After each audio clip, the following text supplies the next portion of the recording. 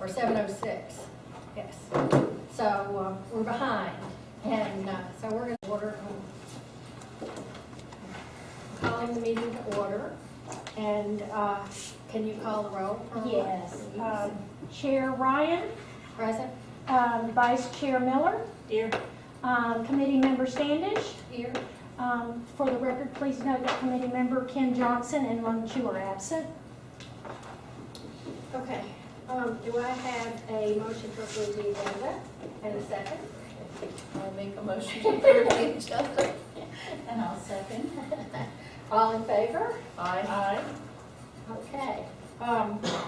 There's no consent agenda. We're down to presentation. Let me start this out. Code enforcement in Florida. This was Ken's item. That's true. Why don't we just push it back until he gets here? I mean, I don't know that we want to start, and we just approve the agenda, but I'm thinking. Madam Chair, whatever you would like. I can't make a motion, but this was Ken's agenda item. So, you know, I hate to go ahead without it. What do you guys think? Do we know, did he He call? said he would come. I haven't heard anything. Pearl, have you heard anything from Kim? No, but I talked to Pat, and she advised said that he he's would coming. be, I'll talk to her on Friday.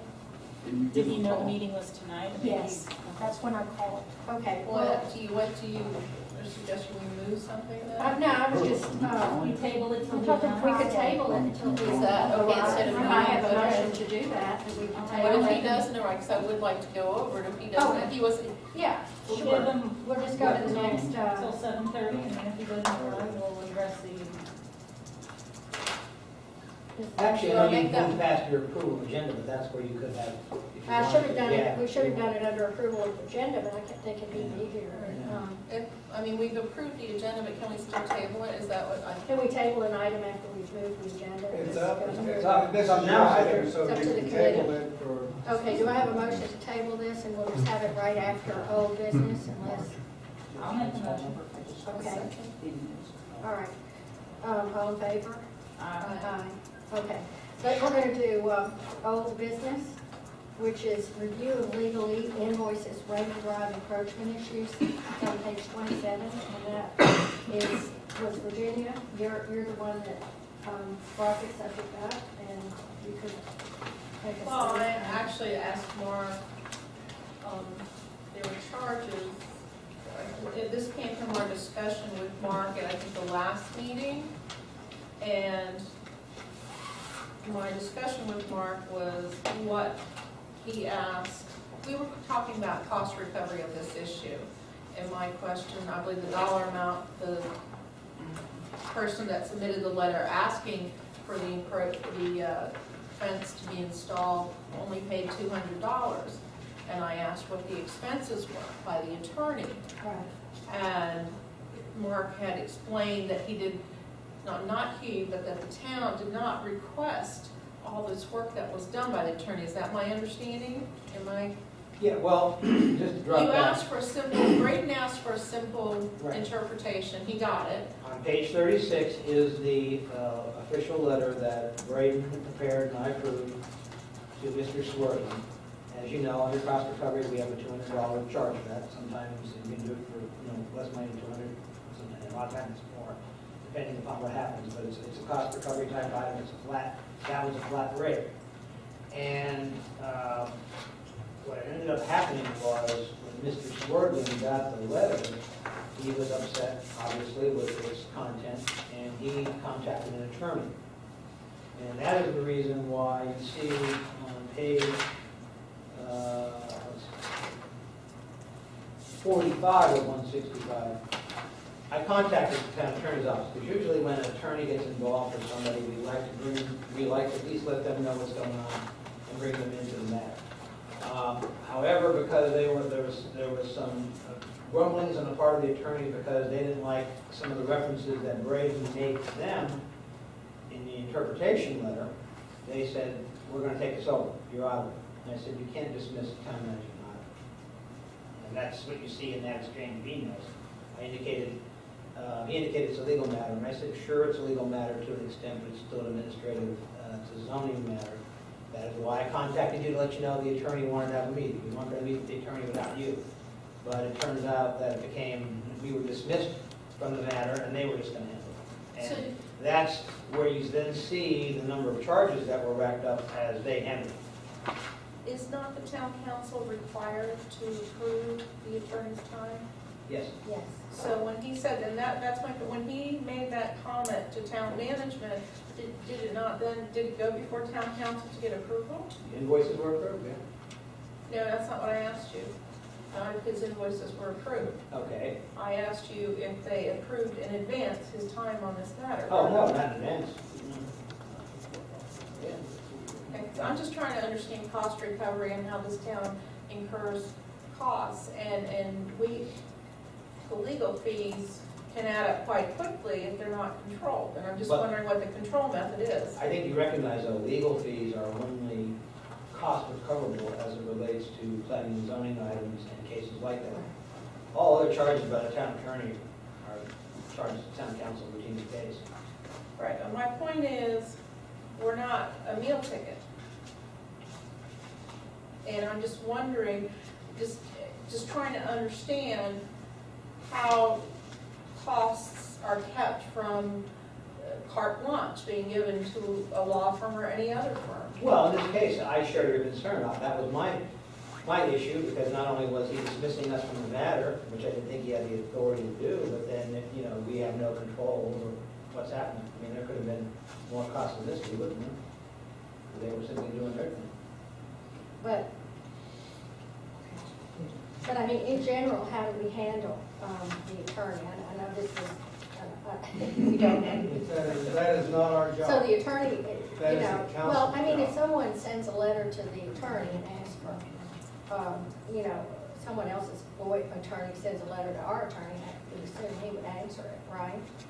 Well, that was the reason for the And that's why contact. you're doing- Normally, when we get an And attorney. you can't get council approval every time that comes up in advance. I mean, that would be pretty cumbersome, I mean, under our contract, we work outside the scope of general matters. Uh-huh.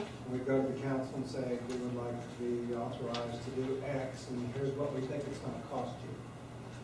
The attorney does not have that incumbent upon them to move in that fashion. They don't have a not to exceed? No, It's probably not even legal to give them enough cost to exceed, is it? I mean, not to exceed. not an attorney. You could stop them, you could say, okay, we're getting an attorney, but. So what you're saying is the attorney can spend as much time as he wants and bill as much time as he wants to the town, is what you're saying? No, I'm not saying that, and that's not what I'm saying. I guess my concern is that town attorney, obviously being in a separate contractual employee from the management company, is governed by the town council. However, he's a check on us, and I consider us to be a check on him. And in this case, it was almost like a power play, if you will, where, I mean, as I said, I don't believe the town attorney has the right to tell management, you're not going to be involved in this now, we're taking it over. Now, if it were a matter of court, we would obviously back off, there's no question about that. That's legal, that's purely legal. Right. We're not going to play attorneys, that's his role. But something like this, where we were both involved, it was just quite incredible that they would do something like that. And I didn't want a precedent set, that's why I came back with that email and indicated to him that, wasn't pleased, I didn't get see from that. Okay. So, any other comments on this? Virginia? I just would ask town management to ask town council to closely pay attention to the attorney's billing and what he's billing for. I mean, not even this particular issue, but I see very vague references to met with council with no reference to which council, no initials for which council member was met with. I mean, there's some questionable detail in the billing. And I've seen attorney billing, yes. Well, I would recommend to you that in your report to town council, I think that would be a good recommendation from this committee, because I can't remember too many meetings where any invoices were ever questioned or from the town attorney. I mean, I don't recall it. yeah, I don't, there's been very little discussion, so those bills have been paid under consent, and there really hasn't, if there's been a scrutiny, I'm not aware of it, so that might be a good recommendation if you so think from this committee to the council to do that. I don't see where it would hurt to put the law firm on notice that their bills are being paid attention to, and we ask for better descriptive in their billing, so being so vague. Okay, do we have a consensus on that going into our report? Okay.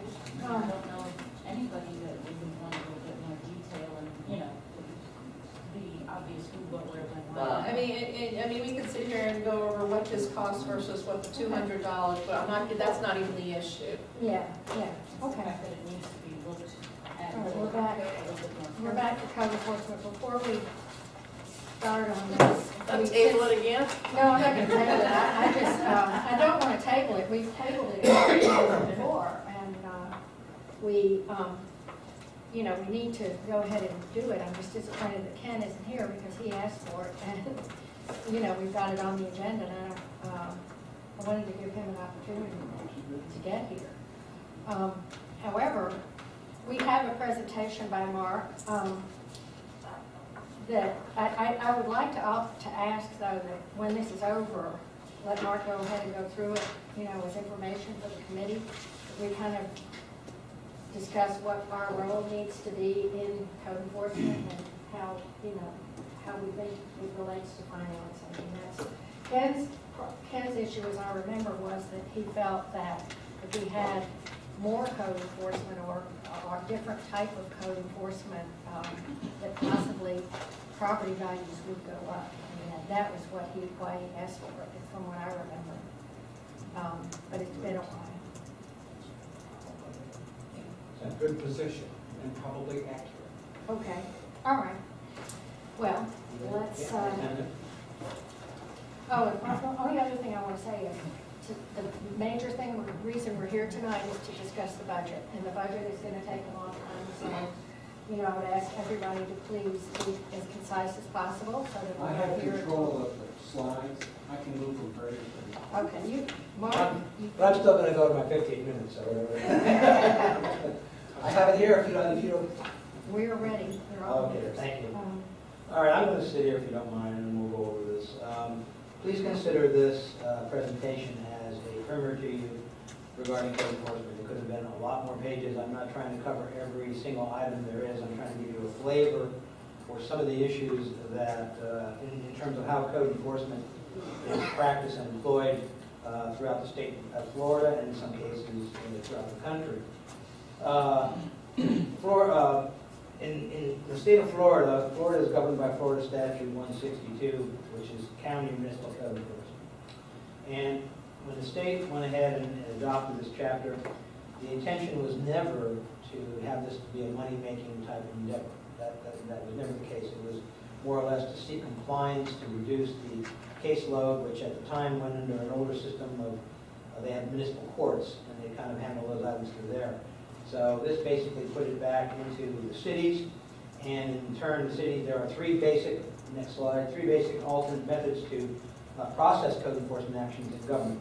Code enforcement boards, special magistrates, and some cities who have a lot of code enforcement activity going on use both, but that's starting to really become a minority.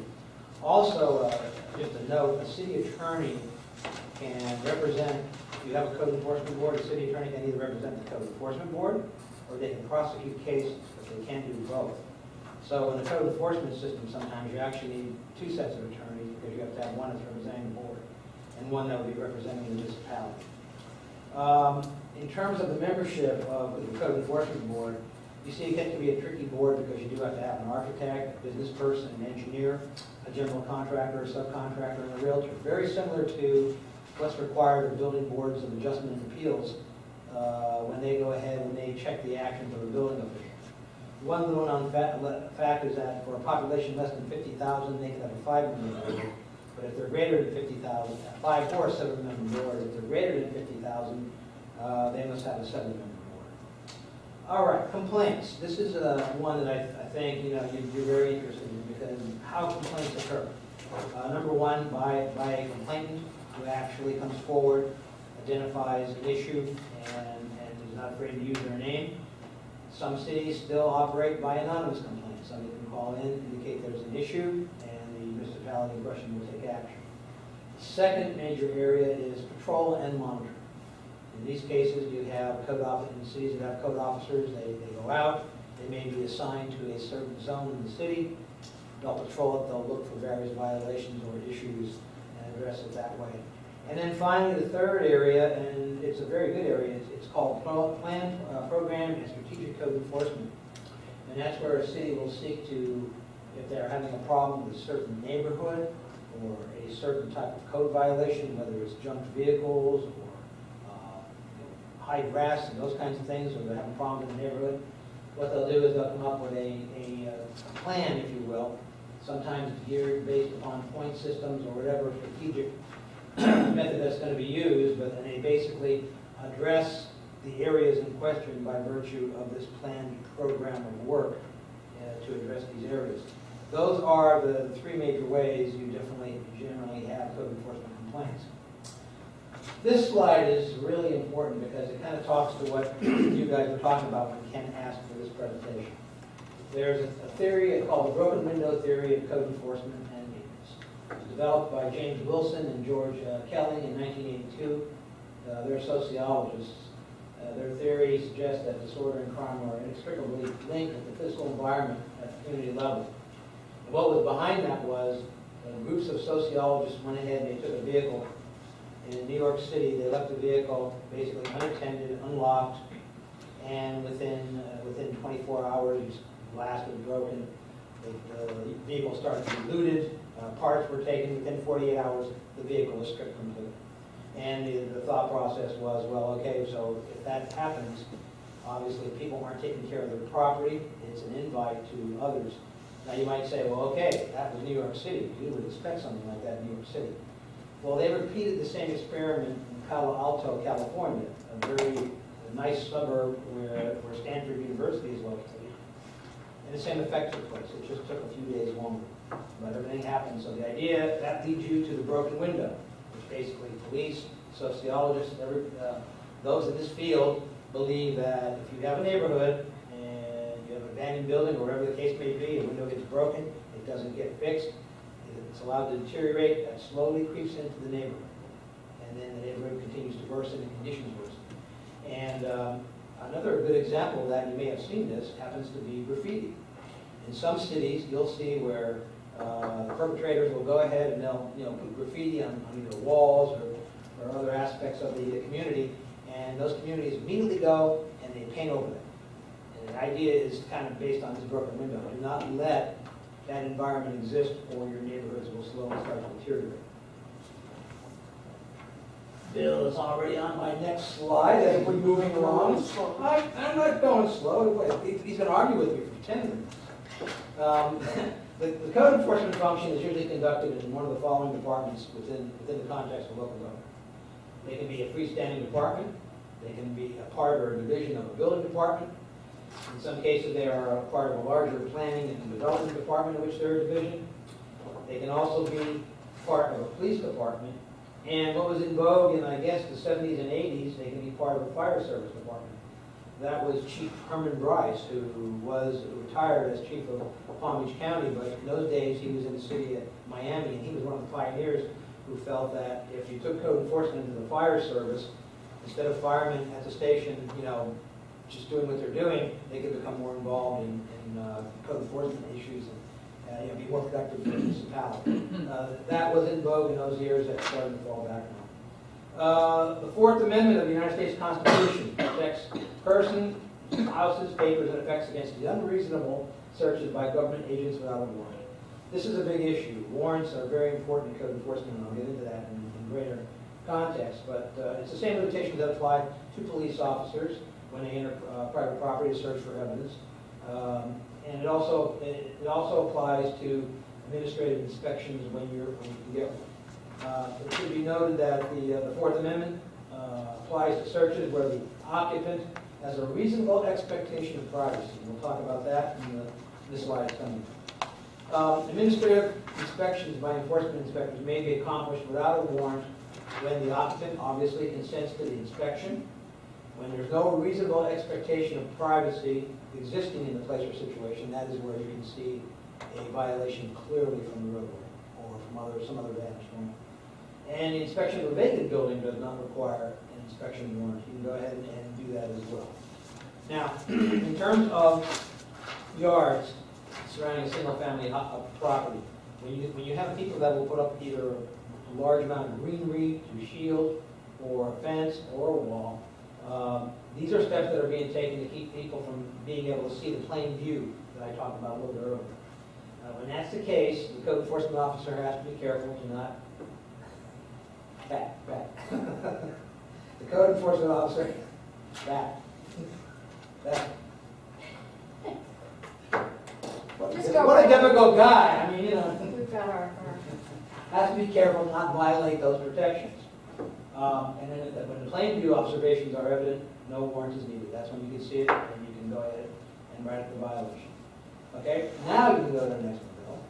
There are also categories called highly regulated businesses. These are where you don't need warrantless inspections. And they're permitted when the search furthers an administrative policy, ordinance, or purpose designated by statute or ordinance. A good example of that would have been our recently, and we're in the process of recently adopting the no ordinances, where we require inspections in there as part of the ordinance. So therefore, you know, that when we give that permit to either a hauler or a property owner, we have the ability to then go ahead and do the inspection. Another whole category there, and Bill's going fast again, is when work is being completed by building permit. I'm going to throw this at you. And those are called in-progress inspections. Anytime you go in for a permit of some type to a governmental agency, you then make yourself subject to an inspection, whether it's building or whatever the case may be. Okay, and the following are examples of difficult cases to gather evidence and prosecute. And we have some of these in Waxahachie Groves. Noise complaints, overcrowding or violation of the family definition. That's where sometimes somebody will complain and say, there are 25 people living in this house. And usually it violates the definition of family in the zoning code, and obviously it would violate all types of HUD standards as it relates to people you can have in an occupancy. And then the religious uses, RLUPA, which was a provision that was adopted by Congress in 2000, which protects religious type uses from zoning laws that might be harsh or would give them a difficulty in exercising their religious rights. So those are the uses. Now, administrative remedies, there are two types, informal and formal.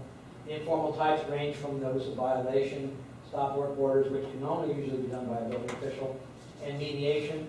And then, of course, the formal process involves a due process, notice, hearings before a special magistrate board, whatever the case may be. The code enforcement board or the magistrate may order the violator to pay a fine in the amount specified for each day the violation continues past the date set for compliance. Now, in the state of Florida, Bill, next slide, please.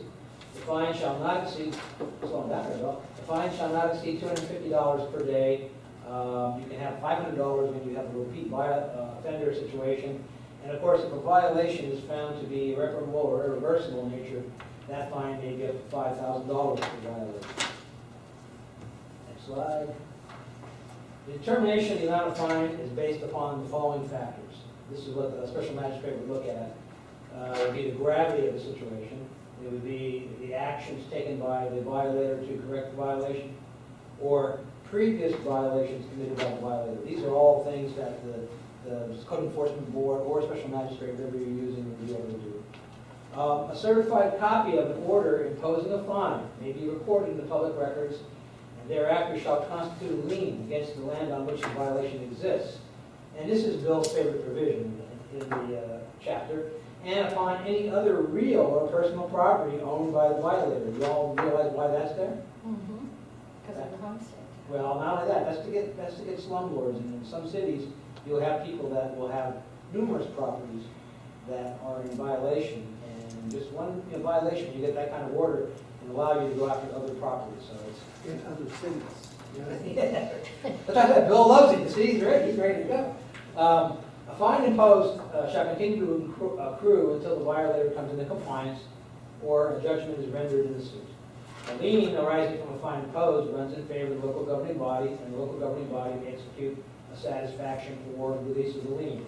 And I think one of you said homesteaded properties cannot fall in this category. After 3 months, I thought you cannot foreclose on. that's it. But you Well, can lien, You can lien them, but and by the nothing's gonna time happen. they sell it, when they die, Nothing's gonna happen. it goes to the government. Nothing done.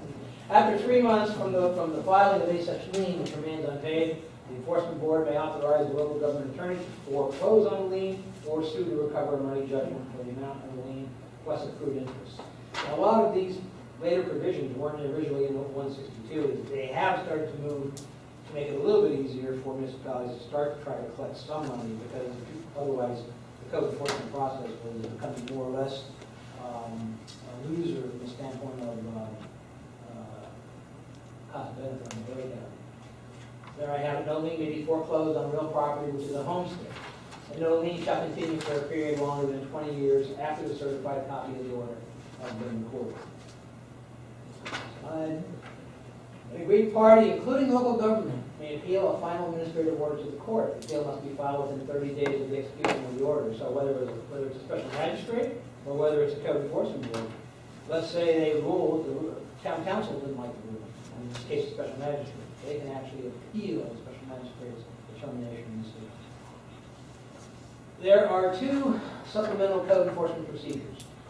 One's called the citation process, and one's called notice to appear. They are really both citation processes. The issue is they are not used quite heavily because they have to go directly to the courts. The courts have not been fond of handling code enforcement cases. There are different requirements in the citation process. You have to establish what people or what code officers are going to be issuing the tickets. There has to be a fine schedule as to what each fine is. Usually you have to give a warning. However, the code inspector, if it's a situation that could be irreparable, they can go ahead and immediately write the ticket out. Notice to appear, very much like that, they have to go to the courts. I've asked a lot of attorneys what are the really nuances and differences, and I don't always get a good response from even them because, again, these 2 alternate procedures have not been used to any great extent in the state of Florida.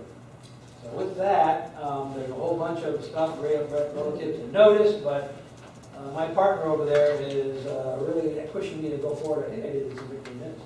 Me. Oh, thank you. With that, I'll be happy to answer any questions. Okay. Virginia? Yeah, you can start when, Cheryl, do you have any questions? Not at this time. I'm still trying to process it all. Virginia? yeah, I just have some questions and comments. One, I know Ken was concerned that more code enforcement would increase values. I think values are increasing irregardless. Yeah, Ken, the word regardless of code enforcement. It's the economy that's helping increase. Wellington has loads of code enforcement. Wellington also has loads of PVSO officers sitting over there that they could put over here that would help with issues. Ken wanted this presentation, we encouraged it. We also delayed it because I asked for it to be put inside of an agenda for government transparency. I think it's a bit much for this community. I mean, I appreciate your presentation, but I think it's a bit much for this community. A couple of things. You do understand that's not the vote. I understand it. It's not the vote, no. I understand that, Okay. but a little thought strain often blossoms. Okay, so that's why I'm just saying these things out here now. And I wonder in this presentation, you know, you can talk about theory or these little studies, but it almost seems like you're saying that places with perfect houses have no crime, and that really troubles me. We're not a crime-ridden neighborhood. Okay, and I realize you gave an example of another neighborhood that was not crime-ridden. What we do in our community that seems to work is neighbors working with neighbors, looking out for each other. and that seems to really help. One question I did have in here, you know, you mentioned that people grow their yards, et cetera, you know, the fences and all that, and that is for privacy, and you do state that you have a respect for privacy when code enforcement pops up. But the issue of 20, you said a lien isn't valid for 20 years? Go ahead, 20 years. No, isn't it my understanding that you have to renew that lien every year? Every 20 years. I don't think you, yeah, maybe at 20. So a lien is not considered a judgment? Yeah, it is. And after a year, you don't have to renew a judgment? No, you don't have to renew it every year. Okay. So in other words, once you put something out there, it's gonna stay out there for 20 years? Or unless you try to move forward and collect on it. Okay. I appreciate the time you took in putting it together. It'd be a great lecture for a college course or a code training. I just don't see the need for our town to have something like this. Thank goodness I'm not sitting next to Ken right now. That's all I'm gonna say. Cheryl? The only question I have, and it's simply because I've noticed them, you notice as you go down Okeechobee, there's lots of churches. You said that they do have, there it is, that they do have exceptions. I mean, are they given carte blanche, or they have to follow certain rules No, based on code enforcement as well? You can still regulate churches, but you have to be very careful from a zoning standpoint. Because I think what happened was, this is almost like a federal override, like we have state overrides, group homes. I think what happened is a lot of communities were starting to use zoning to make it very difficult for churches to locate within their boundaries. They would make them special exceptions, they would put them through all kinds of processes to, and I think, number one, that was an issue. Then churches started to evolve. They started to move into shopping centers and take over shopping centers, and that became an issue. A lot of cities got upset with that because they were losing taxable value, and they tried to stop them there. And then you have a number of issues where they come up, like where somebody will have a number of people at their house, and they're conducting a church, really, but they all just having a Bible study, or we're just having something like this. So you had all those things that were happening, and really what the Act does is the Act tries to ensure that, you know, the zoning isn't becoming overly onerous in terms of regulation of churches, houses of worship. But if they're found in violation, they can certainly be. Oh, yeah, that's right. Ken is coming. I have a question to that. He's coming. Oh, let's finish this up quick. I have a question to Cheryl's comment. What about the people who claim to be churches that are actually running businesses out of their homes? Yeah, well, that's why I said they're one of our nightmares, because we have to Yes. treat them very carefully. There Make he sure is. that, you know, we're Sorry, folks. Come on in. You came just at the right time. Oh, goodness. Well, I'm it's so over. I'm sorry. He can watch the video. We delayed the code enforcement part Oh, because we wanted to be sure you were there, and then we didn't know, so we started it. And okay, Mark has gone through his presentation and we're to the comment okay. section, but you have the floor at this I point. shall make no comments at this point in time. Okay. I'll be happy to talk to you about it, anything. Okay, all All right. right, so, any other questions for Mark? Well, we were just, the one point we were just asking, Cheryl was discussing churches, and my question, what about the location that claims to be a church and is actually running a business out of it, under the guise of a church? And he was, Yeah, you have to be very careful, and you have to make sure that you're not stepping out of freedom. You make sure that your zoning code regulates it properly, you know, as far as content and what's happening. We currently have one similar like that now. I don't really want to discuss that case. but- okay, no, I just, But yeah, we're dealing with one right now that relates to that, so. what, you okay?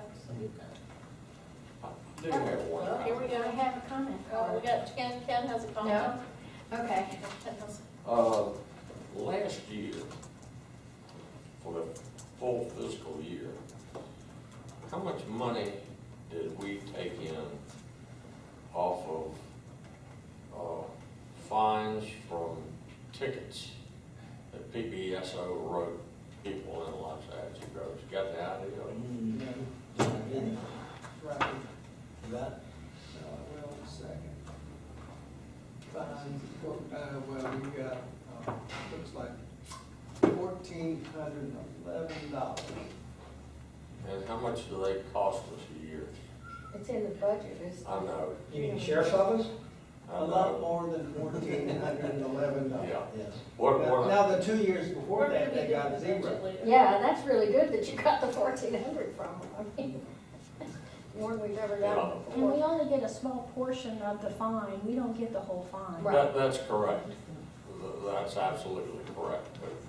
But, I'm looking at the bang for the buck, and I don't think that,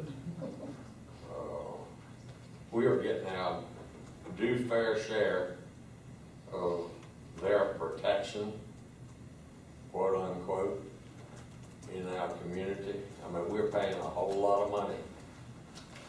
You only have $1,400 fine. That's probably, at $140 a fine, that's maybe 100 tickets in 365 days. That's a drop in the bucket. So I think that's something we need to look at in the future, next time this rolls around. Well, law enforcement is like code enforcement. It's not something you do to make revenue. I didn't say it was. I'm just saying, we've got a whole lot more violators on roads in our town than for 100 tickets annually, approximately. So, okay, thank you. All right, so I guess we're ready to move on to the next agenda item. And, no, he said he didn't want to make it. Actually, No, your comment. police, He doesn't, what, actually, if I could just something really quick.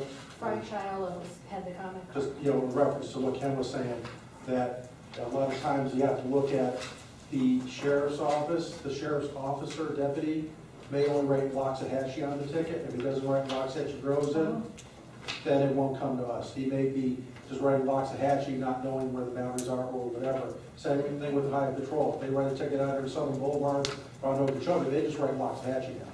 And when they write Waxahachie, it just goes to everything on Northern County.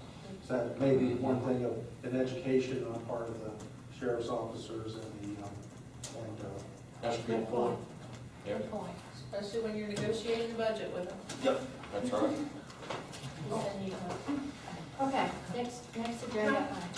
I didn't realize we could do a comment card. Can I do equipment on code? Yeah, you don't even need a comment card, you can just comment. Okay. Just state your name and your address, please, for the record. Christine St. John, 43rd Road, North. I'm sorry I burst out earlier about it, but the 20-year lien can be extended for another 20 years. And to agree with Virginia, I believe that our property taxes in this town will go up for 4 reasons. Location, location, location, and the fact that we have large parcels of land. I mean, property values. Property You values. said taxes. I'm sorry, yeah, well, that was a Freudian slip, because when property values go up, property taxes go up. So that explains that. And, shoot, forgot what I was gonna say. Well, oh, you should be very careful. If your property is, designated as agricultural, and you have homestead, it can be challenged, because in most cases, to get the agricultural classification with Palm Beach County, it has to be a commercial. Equestrian.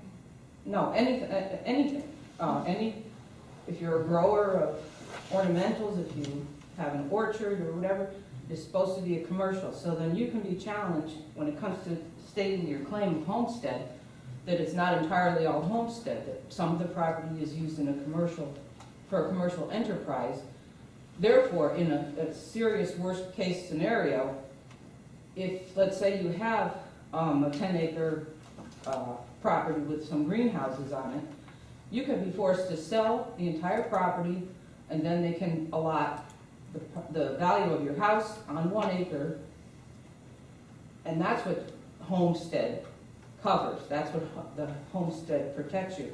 But then the remainder of the sale price can be taken, you know, or applied if you do have, if you added up your lien to the code enforcement. So homestead protection or homestead exemption is not 100% in the statutes. It is up to 160 acres if you're outside of a municipality.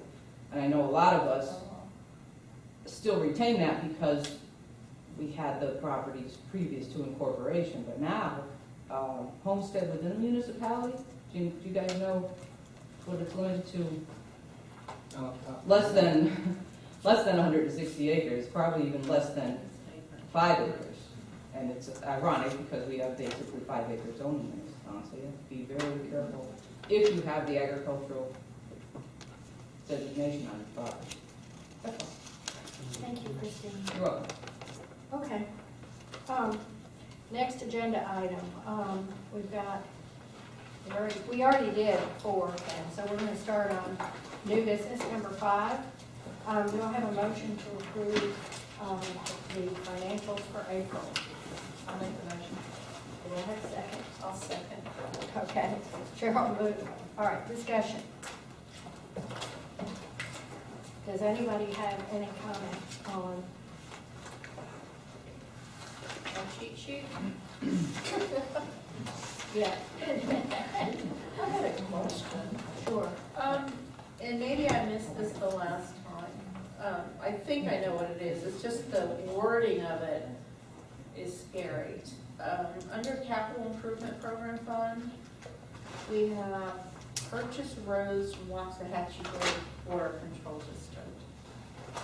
What are we saying? Purchase roads.